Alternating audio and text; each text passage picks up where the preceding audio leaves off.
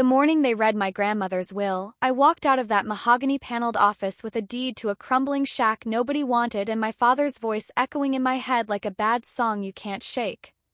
"She gave you exactly what you could handle, Riley," he'd said, his voice as cold and flat as a slab of New England granite. 4 months later, a site foreman called me at 10 at night, his voice low and jittery through the receiver. He said 7 words that didn't just rattle my cage, they rewired my entire reality. "Ma'am, we found something inside the wall." By the time I tore up the gravel driveway to the old place, the blue and red police lights were already dancing off the overgrown weeds. Cops were standing over a steel box they'd yanked from behind a false partition in the living room. My initials, RM, were etched into the lid in deep, deliberate strokes. What was inside that box didn't just prove my family thought I was a pushover, it proved they were straight-up criminals. But look, I'm getting ahead of the wreck here. Before I spill the rest of this mess, do me a solid. Hit that like and subscribe button. Only if this story genuinely speaks to you, though. And hey, drop your location and the time in the comments. I want to know where you're listening from. My name is Riley Miller. I'm 24 years old, and this is the story of the worst thing my family ever did to me, and how my dead grandmother made sure they'd answer for every bit of it. Let's go back to last September. A Sunday dinner where I sat at the far end of the table, right by the kitchen door, close enough to clear the plates without interrupting the important people. In the Miller house, Sunday dinner isn't an invitation, it's a court summons. The house is a massive colonial in Fairfield County, Connecticut. White pillars, black shutters, a lawn so manicured it looks like it was cut with a pair of scissors. From the street, it's a family portrait. From the inside, it's a courtroom where the verdict was decided before the first course was served. My father, Silas, takes the head of the table like a king on a throne. My mother, Catherine, sits to his right, adjusting her pearls. My sister, Mackenzie, is to his left. Tonight, Catherine is glowing. Kenzie just got promoted, senior account director. She sets her wine glass down like she's placing a trophy on a shelf. "The Boston office, right?" Silas asks, nodding slowly. That's the highest praise you get from him, the slow nod of a man who believes he built the world. "Regional lead," Mackenzie says, not even cracking a smile. She doesn't need to. The room is already smiling for her. I waited for a pause. "I helped a single mom get permanent housing this week," I said, my voice sounding small in the vast room. She and her kids had been in a shelter for months. "That's nice, sweetie," Catherine interrupted, her eyes never leaving her salad. "Mackenzie, tell your father about that Boston account." Conversation surged past me. I went back to cutting my chicken. After dinner, I washed the dishes alone while Mackenzie left without saying goodbye. My parents retreated to the den. No one asked me to stay. On the drive back to my apartment, my phone buzzed. A voicemail from my grandmother rose. Her voice was warm and unhurried. "Riley, I made that lemon cake you love. Come grab a slice before your mother finds a way to ruin it." She called every single week. She asked about my cases at the nonprofit, my clients, my bad days. She once told me something I didn't get at the time. We were sitting on the porch of her old Victorian in Ridgefield, the one she grew up in, the one the rest of the family treated like an eyesore. She looked at those peeling walls like they were holding a conversation only she could hear. "There are things I've hidden in this house, Riley. When the time comes, you'll be the one to understand." I figured she meant old recipes or a stash of silver dollars. She said that 3 months before she died. Now I know she wasn't talking about memories. The call came at 2:07 in the morning on a Tuesday. A nurse from the hospital, her voice careful and rehearsed. "Ms. Miller, I'm calling regarding your grandmother, Rose Miller. She passed away in her sleep about an hour ago." I'm so sorry. I don't remember hanging up. I just remember my shoes. I put them on the wrong feet and didn't notice until I was already on the highway. When I pulled into the parking lot 40 minutes later, 2 cars were already idling there. My father's black Audi and a silver sedan I didn't recognize. Inside, I expected to find them at her bedside. Instead, they were huddled in the hallway by the vending machines. Silas, Catherine, and a guy in a sharp gray suit. My father was nodding intensely. Kenzie was leaning against the wall, scrolling her phone with dry eyes. No one even saw me walk past. I entered the room alone. Grandmother Rose lay still, hands folded. The room was quiet, but it didn't feel empty.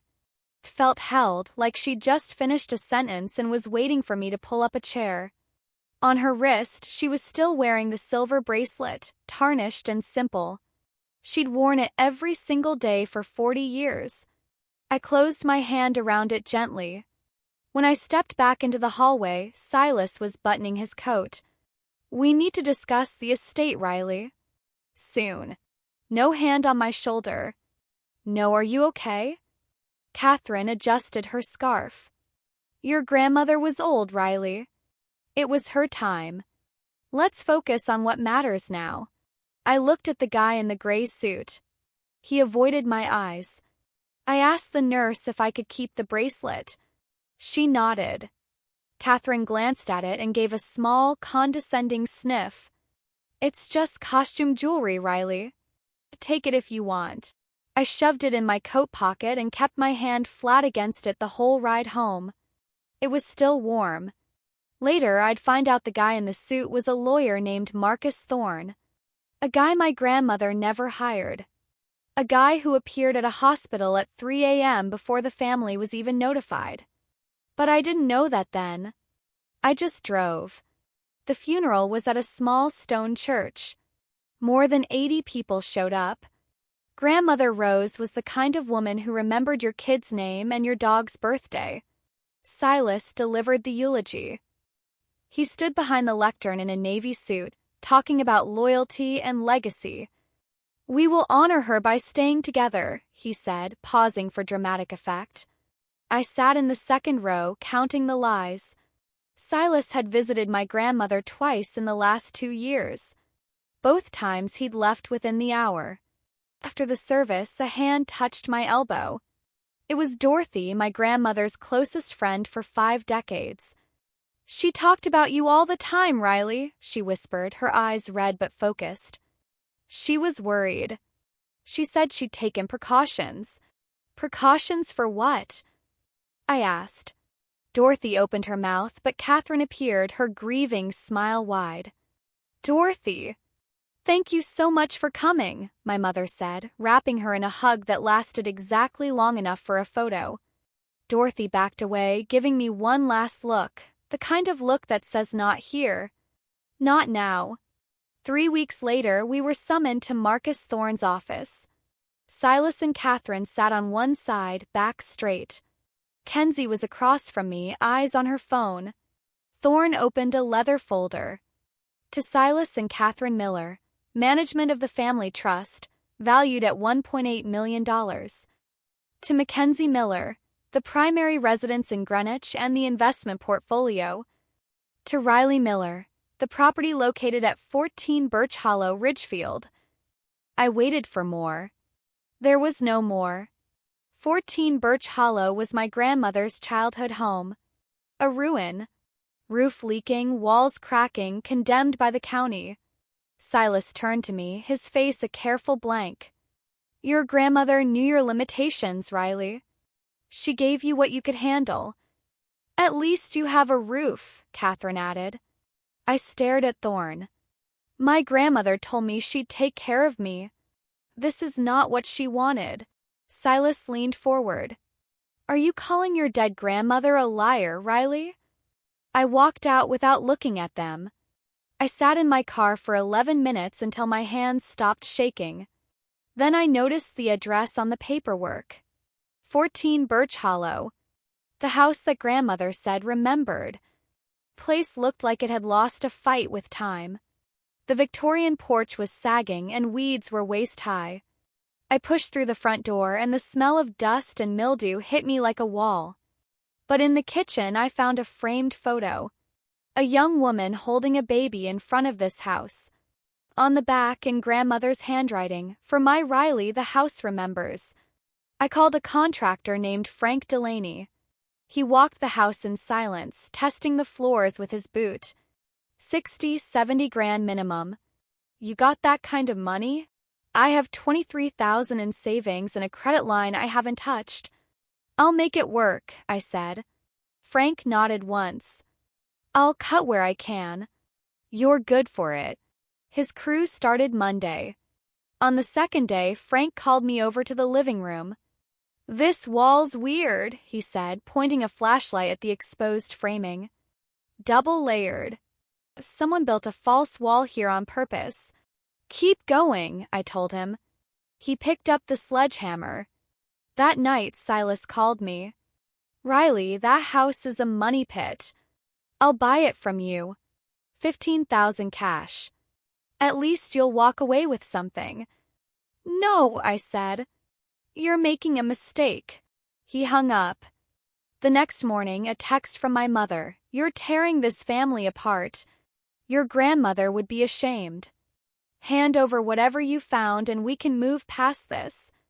I hadn't even told them I found anything. How did they know? Thursday, 9:47 p.m. My phone lit up. Frank Delaney. Ma'am, his voice was tight. We found something behind the false wall. I called the police. They said don't touch anything. And don't tell your parents. Just come. I drove through the rain, my hands gripping the wheel. When I arrived, the police lights were spinning blue and red across the wet trees. Frank was on the porch, looking pale. Inside, the false wall was open. And there, in the hollow, was the steel box. My initials, RM, etched into the lid. It's your property, the officer said. Open it. The lock was a 4-digit combo. I tried my birthday. March 19th. Click. Inside were 3 envelopes. The first was the real will. Dated 18 months ago. It left the trust, all of it, and the Greenwich house to me. Kenzie got this ruin. Silas and Catherine got $1 each. Underneath, grandmother had written, so they know I did not forget them. I simply did not forgive. The second was a letter. My dearest Riley, if you are reading this, they did exactly what I feared. They have been taking from me for 2 years. I could not stop them alone, so I prepared. The third was marked private in red. The next morning, a detective named Ortiz showed me what was in the third envelope. Bank statements. Grandmother had tracked every fraudulent transfer Silas had made. Over $340,000 stolen. She'd built the entire case herself. I hired a lawyer named Eleanor Voss. A woman who doesn't play. Word traveled fast. Silas called me, his voice tight with a fear I'd never heard before. Whatever you think you found, it means nothing. I'll bury you. An hour later, Catherine called, sobbing. Riley, we're your parents. Just give it back. We can fix this. I ended the call. 2 weeks later, the local judge, a guy who had dinner with my father 3 times last month, denied our motion to recognize the new will. He didn't even look at the evidence. I sat on the floor of the Ridgefield house that night, reading grandmother's letter. Don't let them make you small, Riley. Truth is heavy, but it will hold you up. The next morning, Eleanor called. Her voice wasn't just professional anymore. It was hard. It was steel. We're going federal, Riley. This is bank fraud and elder abuse. If the local bench is compromised, we have grounds to escalate. Her voice is steel. This isn't revenge, Riley. This is procedure. I closed my eyes for a second, feeling the weight of the silver bracelet against my skin. I think of grandmother's handwriting, the way she looped her L's, steady and certain, even when her hands must have been shaking with the realization of what her own blood was doing to her. Make the call, I say. My voice doesn't sound like mine anymore. Sounds like someone who's finished being a victim.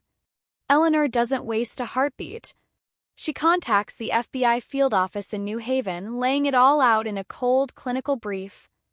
Forged legal documents, fraudulent trust transfers totaling $340,000, a local judge who's basically on my father's payroll, and a mountain of evidence collected by a woman who knew she was running out of time.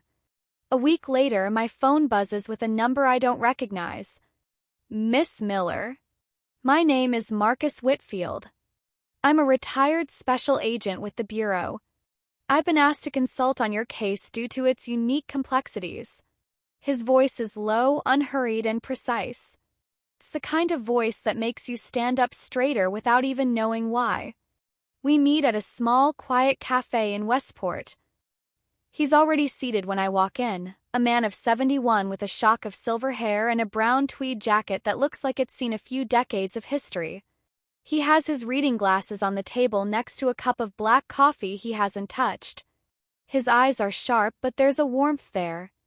Not the fake, polished warmth of my father, but the kind of heat that takes a lifetime to earn.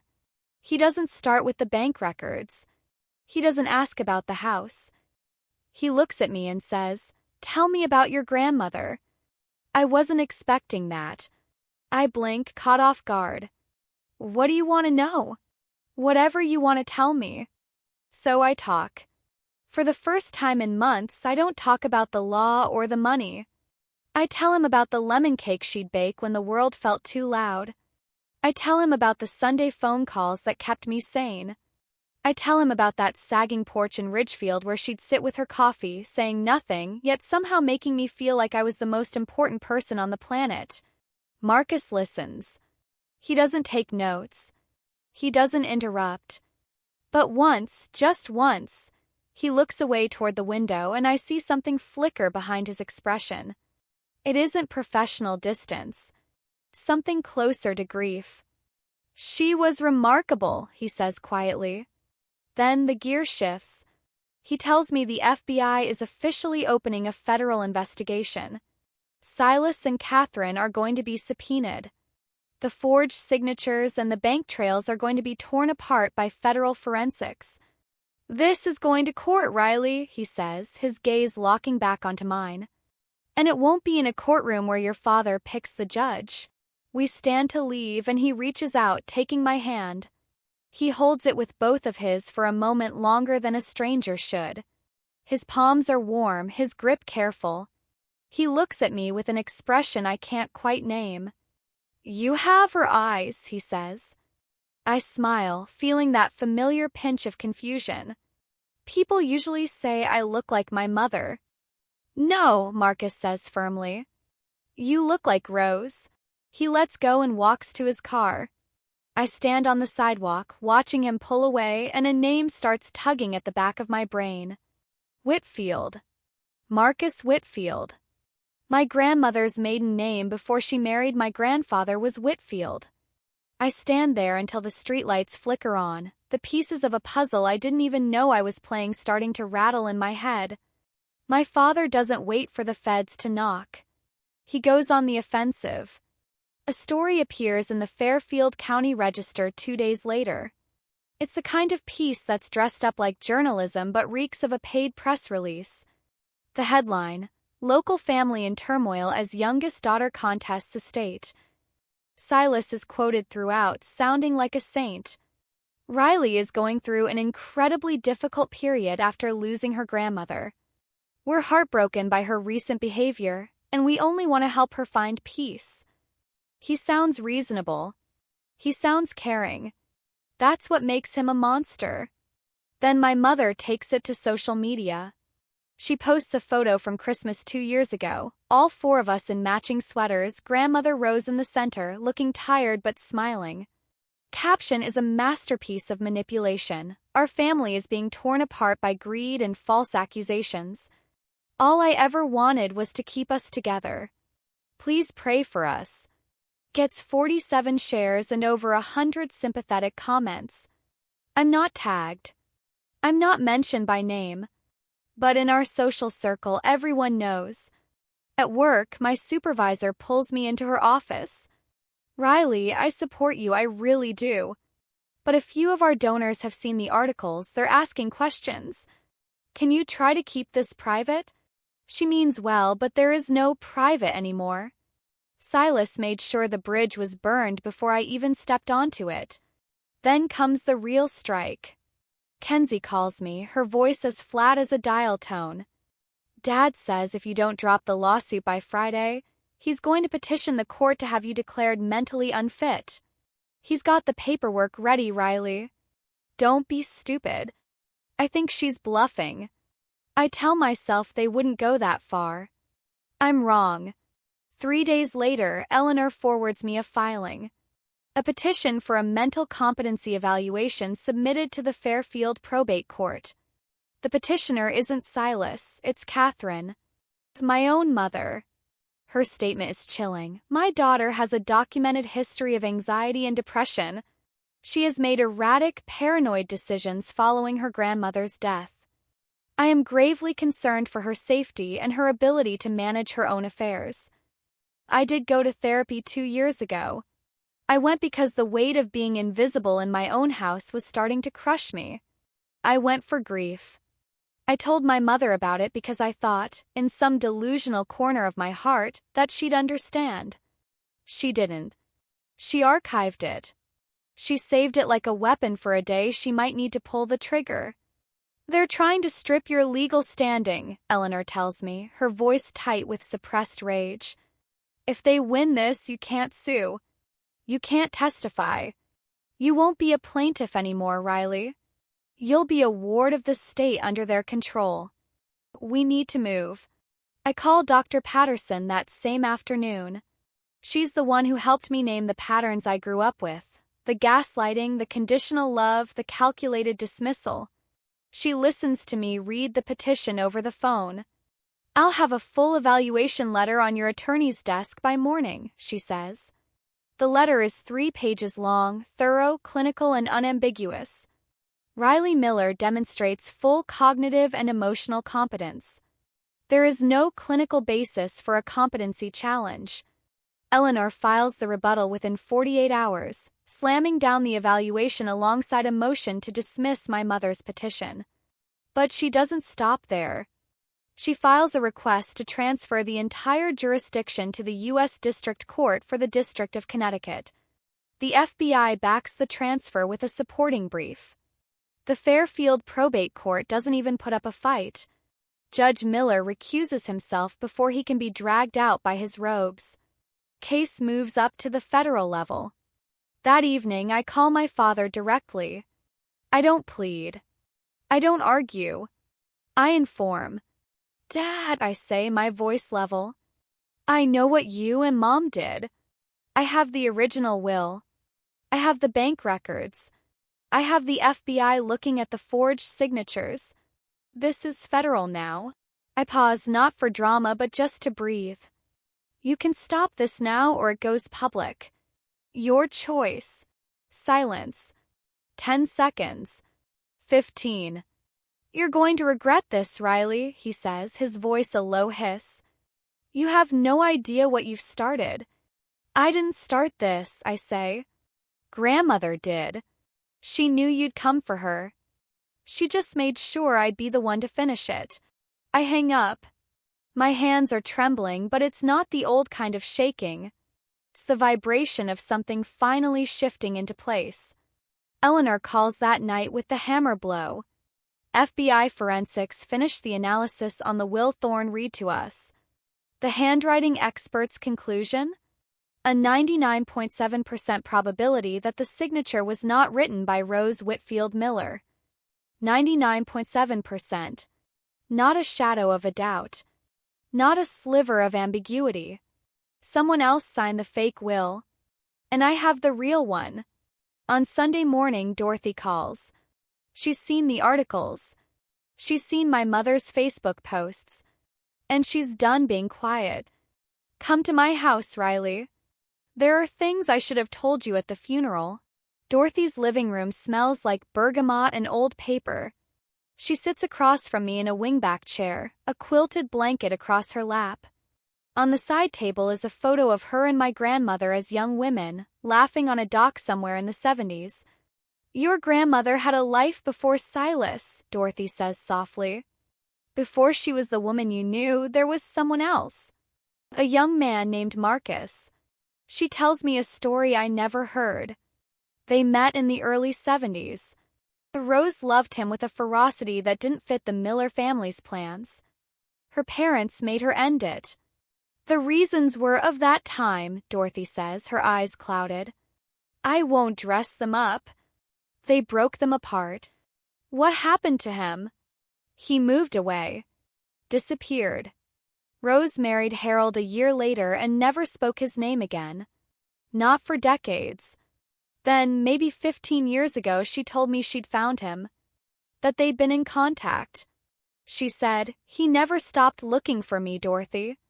And I never stopped wishing he hadn't. Dorothy reaches behind her chair and pulls out a small wooden box. Rose gave this to me a year ago. She said, give it to Riley if something happens. Only Riley. Inside is a black and white photograph. A young man and woman standing arm in arm. She's in a white dress, he's in a dark suit. On the back in faded ink, M&R 1974. I hold the photo closer. The man is in his mid-20s with sharp cheekbones and dark, steady eyes. I've seen those eyes. I saw them last week across a cafe table in Westport. Dorothy, I say, my heart hammering against my ribs. My grandmother's maiden name was Whitfield. Dorothy just nods. She doesn't have to say a word. You have her eyes, Marcus had said to me. It wasn't a compliment. It was a recognition. She planned everything, dear, Dorothy says. She was the smartest woman I ever knew. And the most heartbroken. I drive home with the photograph on the passenger seat. The world is rearranging itself in my mind. That night, I sit at my kitchen table with 3 things in front of me. The photograph, the silver bracelet from grandmother's wrist, and the steel box. The bracelet first. I've worn it every day, but I've never really looked at it. Plain, tarnished, unremarkable. My mother was right, it looks like costume jewelry. But when I tilt it under the lamp and look at the inside of the clasp, I see them. Tiny etched numbers. September 17th, 1974. The same year as the photo. A date. A code. I pulled the steel box over. When the police processed it, they found the 3 compartments. But I remember there was a second, smaller lock built into the heavy base of the box. Cops tried a few combinations and gave up, leaving it for me. I input the numbers. 09171974. The base panel releases with a soft, metallic click. Inside is a single document in a plastic sleeve. It's a birth certificate. Name Rose and Whitfield. Date of birth June 3, 1952. Mother Ruth Ellen Whitfield. Father Marcus James Whitfield. Marcus isn't an ex-lover. Marcus is her father. I set the certificate down and find a final letter. Riley. Marcus Whitfield is my father. He was forced to give me up when I was 3 years old. Court took me from him under circumstances that were unjust and unforgivable. I found him when I was 40. We kept the secret to protect you because Silas would have used it against us. When you meet him, and you will, know that he is family. Real family. The kind that doesn't take. The kind that waits. I read it 3 times. Marcus Whitfield, the retired FBI agent helping my case, is my great-grandfather. He lost his daughter to a corrupt system 70 years ago, and he spent the rest of his life building himself into a man that system could never ignore again. I dial Marcus. He answers on the first ring. I found the bottom compartment, I say. I know who you are. The line is quiet. It's the silence of a man who's been carrying a mountain on his back and has finally been told he can set it down. I was waiting for you to find it, Riley. That was Rose's plan, not mine. We meet at the Ridgefield house the next morning. Marcus is already there, standing on the sagging porch. For a second, I see him the way grandmother must have, patient, steady, still here after all the years. We sit at the kitchen table and he tells me the truth. In 1955, his wife Ruth died. Marcus was 23, working part-time. Ruth's wealthy family petitioned for custody, calling him unfit. Court agreed. They took Rose. I spent 15 years looking for her, he says. I joined the Bureau because I wanted access to the systems that took her. I told myself it was about justice, but it was always about her. He found her in 1992. They met in a park and just sat on a bench for 3 hours, holding hands. We kept it a secret because of Silas, Marcus explains. Rose saw who he was early on. She knew if he found out she was in contact with her biological father, he'd use it to claim she was unstable. He'd twist it to get his hands on her inheritance sooner. He looks at me, his eyes wet. When she called me 3 years ago and said he's going to steal everything when I die, I made her a promise. I couldn't save my daughter from that family, but I would save my granddaughter. I don't speak.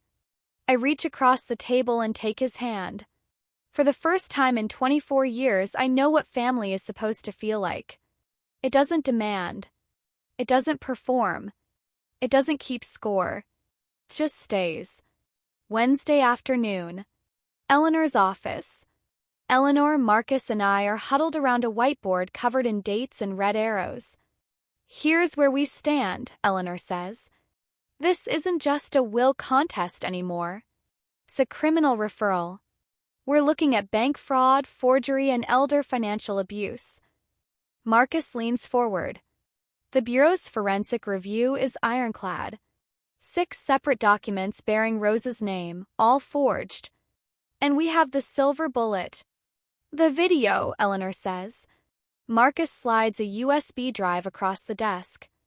Your grandmother recorded a sworn statement 8 months ago at Dorothy's house.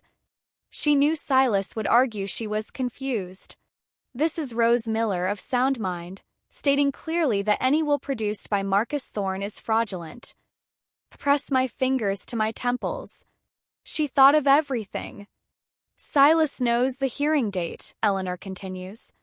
He's been calling everyone. But this is federal now. His connections end at the county line. That evening, my mother calls. She isn't crying this time. She's cold. If you go through with this, Riley, you will have no family left. Is that what you want? I look at the silver bracelet on my wrist. I look at the photo of Marcus and Rose. I haven't had a family in a long time, Mom. I just didn't know it until now. She hangs up first. The morning of the hearing, I find an email sent at 3:47 a.m. from my father. He sent it to every family email address he has, 26 people in total. Breaks my heart to write this. Riley is using fabricated documents and the influence of a stranger to extort us. She has a history of mental health struggles. Please pray for us as we fight to protect Rose's true wishes. By 7 a.m., my phone has 4 missed calls from relatives I haven't spoken to in years. I silence it and drive to the New Haven courthouse. The building is limestone and glass, solemn and indifferent. I see them at the entrance. Silas is in a charcoal suit, nodding at a reporter, looking every bit the respectable pillar of the community. Catherine stands behind him, clutching a tissue. And then there's Mackenzie. She's standing off to the side, arms crossed, staring at the ground. When she sees me, something moves in her eyes. It isn't hate. It might be the first honest bit of fear she's ever felt. I walk past them through the glass doors. Courtroom is half full. Silas's legal team settles at the opposite table. Silas glances at Marcus, doesn't recognize him, and looks away with a sneer. All rise, the bailiff calls. Judge Patricia Morrow takes the bench. She's small, silver-haired, and looks like she doesn't tolerate nonsense. Counsel proceed. Eleanor stands. She doesn't rush. She hums a projector to life. Your Honor, this case begins with a death and a lie. The timeline appears on the screen. The original will on the left, the fake one on the right. Eleanor clicks through the forensic reports. The 99.7% forgery probability fills the screen. Murmurs ripple through the gallery. Karen leans forward, her eyes wide. Then the bank records. $340,000 moved into Silas's personal account. Every transaction authorized by a forged signature. Silas's attorney jumps up. Objection. The provenance of these documents. Overruled, Judge Morrow snaps. Continue. Eleanor reads from grandmother's letter. My son-in-law and daughter have been systematically stealing from me. I fear if I confront them, I will be silenced. The room goes dead silent. Silas sits rigid, his jaw locked. Catherine's hand moves to her throat. The people call Marcus James Whitfield, Eleanor says. Marcus walks to the stand. He looks directly at the gallery. State your relationship to the deceased, Eleanor says. Rose and Whitfield Miller was my daughter. The courtroom doesn't erupt, it collapses inward. A sharp collective gasp. Silas's head snaps toward Catherine. Her face is white as a sheet. Marcus speaks with the calm of a man who's waited 70 years to tell the truth. He describes the custody hearing in 1955. He describes the reunion in 1992. I lost my daughter once to a system that didn't care, Marcus says, his voice unbending. I will not lose my granddaughter to the same family that stole my child's peace. Then Eleanor plays the video. There is my grandmother sitting in Dorothy's chair. I, Rose Miller, declare that any will produced by Marcus Thorne is fraudulent. My son-in-law and daughter have been stealing from me. She looks directly into the lens. And to my Riley, I'm sorry I couldn't say this while I was here. I'm saying it now. The screen goes dark. Catherine makes a sound, not a word but a broken, strangled sob. Silas pushes back from the table. This is a setup. That man is a stranger. Whack. Judge Morrow's gavel hits like a thunderclap. Sit down, Mr. Miller. The judge calls a 15-minute recess. In the hallway, I hear footsteps behind me. I turn around and there's Mackenzie. Her eyes are red. Her hands are clenched. For the first time, she isn't the perfect daughter. She's just a person standing in the wreckage of a lie. I won't testify, she says. Eleanor and I both stare at her. I knew the will was changed, Mackenzie says, her voice trembling. I didn't know how, but I knew. I knew grandmother wouldn't have left Riley that house. She loved Riley more than any of us. Kenzie looks at the courtroom doors, then back at me. Dad told me to keep quiet. Mom said it was for the family. I believed them because it was easier than believing I was part of something wrong. She swallows, her voice trembling through the courtroom speakers. Dad told me while Grandma was still alive. He said when she dies, everything comes to us, not Riley. She's not built for it. I didn't argue. I didn't ask questions. I took what was offered because that's what I was raised to do. Kenzie finally turns. Not to Silas, not to Catherine. To me. I'm not asking you to forgive me, Riley.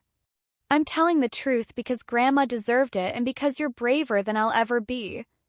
Courtroom is silent. Silas's face is a mask, rigid, bloodless. Catherine's chin is trembling. She reaches for Mackenzie with her eyes, but Mackenzie has already looked away. Silas's lead attorney leans to his colleague. Neither speaks. Judge Morrow makes a note. She looks at the defense table. Does the respondent wish to call any witnesses? Silas's attorney stands, pauses, and sits back down. No, Your Honor. The gavel comes down. We'll proceed to ruling. I was the favorite. That's what Mackenzie said from the stand. I was the favorite. But being the favorite in that family meant being the most useful accomplice. Those words hang in the air like dust after a wall comes down. Judge Morrow takes 11 minutes. She returns to the bench, adjusts her glasses, and reads from a prepared statement without inflection, without pause, without mercy. This court finds the following. 1. The document filed by Julian Thorne and presented as the last will and testament of Rose and Whitfield Miller is fraudulent. It is hereby declared void. Silas's attorney closes his eyes. 2. The handwritten will recovered from the Ridgefield property dated March 14th, notarized and witnessed, is recognized as the sole valid testamentary document of the deceased. I feel Eleanor's hand press against my forearm. Teddy. 3. Silas Miller is remanded to federal custody on charges of forgery, bank fraud under 18 U.S.C. Section 1344, and elder financial abuse. Bail will be determined at arraignment. 2 U.S. Marshals step forward. Silas stands. His mouth opens. Nothing comes out. 4. Catherine Miller is remanded on charges of conspiracy to commit fraud and filing a fraudulent mental competency petition. Bail hearing to follow. My mother's hands fly to her chest. She turns toward me. Riley, how could you do this to your own parents? I do not turn around. I keep my eyes on the judge. 5. Julian Thorne, Esquire, is charged with aiding and abetting the forgery of legal documents. His license to practice law is suspended effective immediately, pending formal disbarment proceedings. Thorne sits motionless. Color has drained from his face entirely. 6.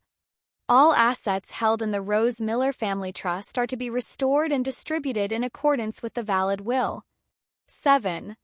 Judge Miller of Fairfield Probate Court is referred to the Judicial Review Council for investigation of misconduct. The gavel falls once. Final. The marshals approach the defense table. Handcuffs click around Silas's wrists. The sound is small, metallic, exact. He looks at me for the first time since the hearing began. There's no anger in his face anymore. Just the hollow recognition of a man who has run out of moves. Catherine is still talking to the marshal, to the heir, to anyone who will listen. No one does. Marcus places his hand on my shoulder. I reach up and cover it with mine. Neither of us speaks. Walking out of the courtroom, I think about something. My grandmother sat alone in her house, surrounded by people who were stealing from her. And instead of giving up, she built an airtight case, sealed it in a wall, and trusted me to find it.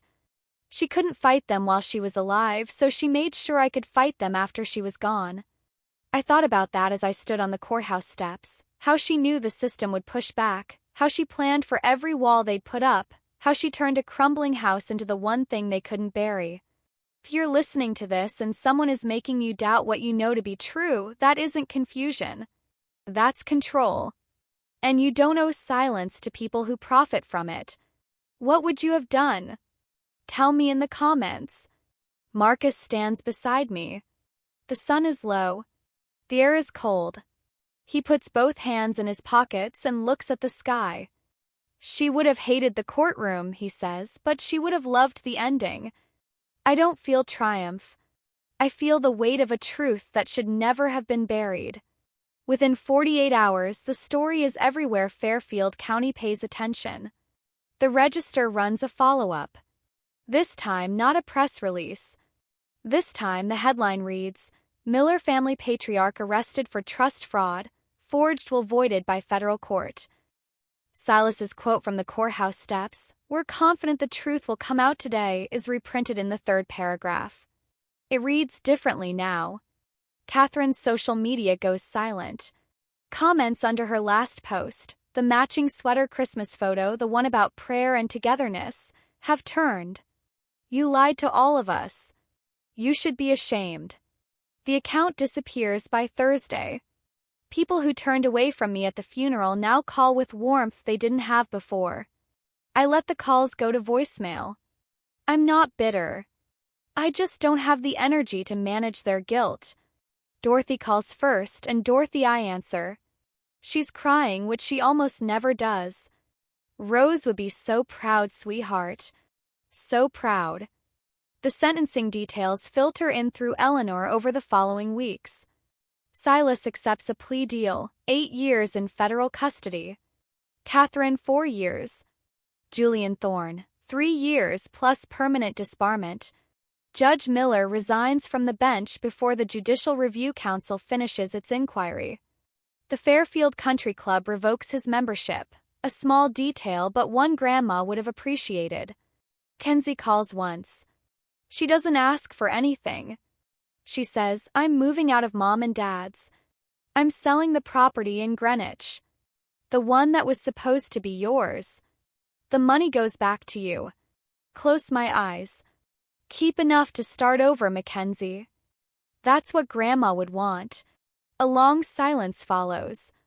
Then, "I don't deserve forgiveness yet, but I want to deserve it someday." I don't tell her she's forgiven. That would be a lie and she'd know it. But I tell her the truth, then start. That's all anyone can do. She hangs up. I set the phone down and look at the Ridgefield house around me. Half new, half old. The walls are going up where the walls came down. Frank's crew is sanding the new staircase railing. The house is becoming what it was always supposed to be. So am I. Marcus invites me to his apartment in Stamford, a one-bedroom on the third floor of a brick building near the harbor. Modest, clean, quiet. When I walk in, I stop. The walls are covered in photographs, not in frames but pinned, taped, layered over each other. Rose as a toddler, black and white. Rose at 18, laughing in front of a diner. Rose at 40, the year she found him, standing in a park with her eyes closed and the sun on her face. And then me. My high school play, I was a tree in the background of our town. I'm half visible behind a prop fence, but I'm there. And so is his camera. My college graduation. I'm walking across the stage. The shot is from across the street, through a crowd, slightly out of focus. But it's me. The day I started at the non-profit. I'm carrying a box through the front door. I'm smiling at someone off camera. He was there every time. "Rose sent me the close-up photos," Marcus says from the kitchen. He sets 2 mugs of coffee on the counter. I kept the long-distance ones to remind myself to be patient. I pick up a photo of Rose, the one where she's in the park. She looks peaceful. "She found you," I say. "She found you, and she never told anyone. She told Dorothy, and she told the walls of that house. She didn't trust people with the truth. She trusted things. Paper, metal, mortar. She knew things don't lie." We sit in silence for a while. It is a full silence. It's the silence of 2 people who have been looking for the same thing and just realized they found it. "I'm 71, Marcus says. "I don't know how many years I have left, but whatever I have, they're yours." I set my mug down. "The Ridgefield house. When it's done, come live there." He looks at me. His eyes fill, but his voice stays even. "Rose always said that house would be full again someday." I reach into my bag and pull out a small box, the wooden one Dorothy gave me. I set it on the table between us. "She also left you something." He opens it. Inside, beneath the photograph of M&R 1974, is a second item I hadn't noticed before, a folded slip of paper. He opens it, reads it. His hand trembles. He doesn't tell me what it says. I don't ask. But when he looks up, something in his face has changed. Something has settled. Like a door closing gently after years of being left open. "I have 28 letters I never mailed," he says. "One for every birthday I missed. They're yours now." He gets up, opens the closet, and pulls out a shoebox. 28 envelopes, each one dated, each one sealed. I take the box. I press it against my chest. Inside, the harbor catches the late light. Inside, the photographs hold the walls together. Catherine's letter arrives on a Tuesday, 3 weeks after the sentencing. Handwritten, 3 pages. The envelope smells like the perfume she's worn for 30 years, gardenias. I open it at the kitchen table in Ridgefield. "Riley, I know you won't believe me, but I did what I did because I was scared. Your father controlled everything. The money, the decisions, the lawyers. I had no choice. I went along because the alternative was worse. She writes about her childhood, her own mother's silence, the way compliance became survival and then habit and then identity. She writes that she loved grandmother Rose but was afraid of what Rose saw. She looked at me like she knew exactly who I was and I couldn't stand it. The third page is an apology. I'm sorry I used your therapy against you. I'm sorry I signed that petition. I'm sorry for everything I told myself was love but wasn't. I read it twice. I set it down. There are parts one believe that Catherine was afraid of Silas. That's probably true. But she also designed the emotional architecture of every manipulation in this story. She chose who to call. She chose what to post. Fear explains it, it doesn't excuse it. I write back one page. Mom, I read your letter. I believe you were scared. But fear doesn't justify what you did to Grandma and what you did to me. I'm not angry anymore. I'm just done. I wish you well, but we won't have a relationship going forward. That boundary is permanent. I forgive myself for waiting this long to walk away. I don't owe you more than that. I seal the envelope. I write the address of the federal facility in Danbury. I walk it to the mailbox and slide it in. I don't wait for a reply. On the walk back, Frank is on the porch. He's installing the last section of the new railing, cedar, hand-sanded, stained to match the original. He sees me and nods. Looking good, boss. I smile. Small and it's real. The first one that hasn't cost me anything in a long time. Trees along Birch Hollow are starting to turn, orange at the edges, gold underneath. The kind of beauty that only comes after something has decided to let go. 6 months after the trial, the house at 14 Birch Hollow Road is finished. New hardwood floors, white oak, the same species that was here in 1948. Fresh plaster walls, windows that open and close without fighting. A kitchen with a gas stove and a ceramic backsplash. Frank's crew works the final day in near silence. Frank himself lays the last baseboard in the living room where the false wall used to be. 22 years in this business, he says. This one I'll remember. I hang the photographs that afternoon. First, the original. Grandma Rose, young, holding a baby, standing in front of this house when it was white and whole. Next to it, the 1974 photo. M&R Rose and Marcus arm in arm. And beside that, a new one, Marcus and me on the finished porch. Marcus moves in on a Saturday. He carries one suitcase and a shoebox of letters. He takes the ground floor bedroom, the one with the window facing the garden Grandma planted decades ago. The rose bushes have been cut back and are already producing new growth. His first morning, I find him on the porch, coffee in hand, sitting in the exact spot where Rose used to sit. Quiet as comfortable. Pull. That afternoon, Eleanor calls with the final numbers. Trust is fully restored. The Greenwich property sale closes next month. Kenzie kept enough to rent a studio in New Haven and enroll in a counseling program. Total recovered, approximately $1.82 million. I don't look at the number for long. Money was never the point. Point was the truth.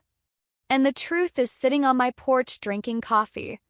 1 year later, I stand on a freshly poured sidewalk in front of a converted farmhouse next to 14 Birch Hollow Road. Above the entrance, a wooden sign reads, "The Rose Whitfield Community Center." Frank's crew turned the storage barn into something alive. 3 counseling rooms, a small legal aid office, and a meeting hall. Purpose is simple: free support for people facing financial abuse within their own families. Support for adults rebuilding after estrangement. I didn't build this to prove anything. I built it because I know what it feels like to have the truth in your hands and no one willing to listen. The opening ceremony is small. Dorothy cuts the ribbon. "Rose would have done this faster," she says, and the crowd laughs. Eleanor catches my eye and nods. Marcus stands beside me. When I step up to the podium, he places one hand on the back of my chair the way a father does. My grandmother hid the truth inside a wall because she had no safe place to say it out loud. I tell them, This center exists so no one has to hide the truth again. It's not about revenge. It's about making sure the truth has a place to stand.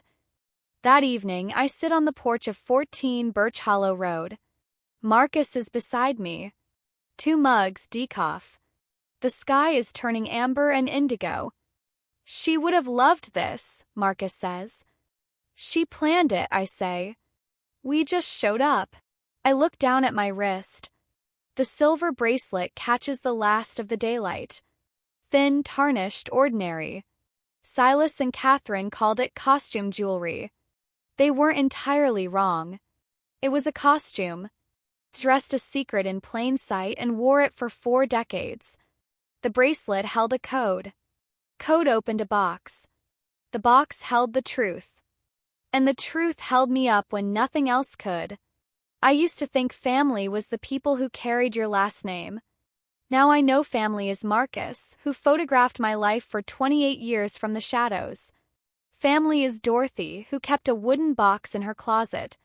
Family is Frank, who believed in the house. Family is Eleanor, who never put the phone down. Family is the people who choose you, especially when choosing you costs them something. If you're listening to this and any part of it feels familiar, the dismissal, the gaslighting, I want you to know something. You are not wrong for wanting better. You are not selfish for drawing a line. And you are not alone. Truth is heavy, but it holds you up. Grandma was right about that. Thank you for staying until the end of this story. If it meant something to you, I'd appreciate a like and a subscribe. It helps more people find stories like this one. Your truth matters. Would you like me to help you brainstorm another story or help with anything else?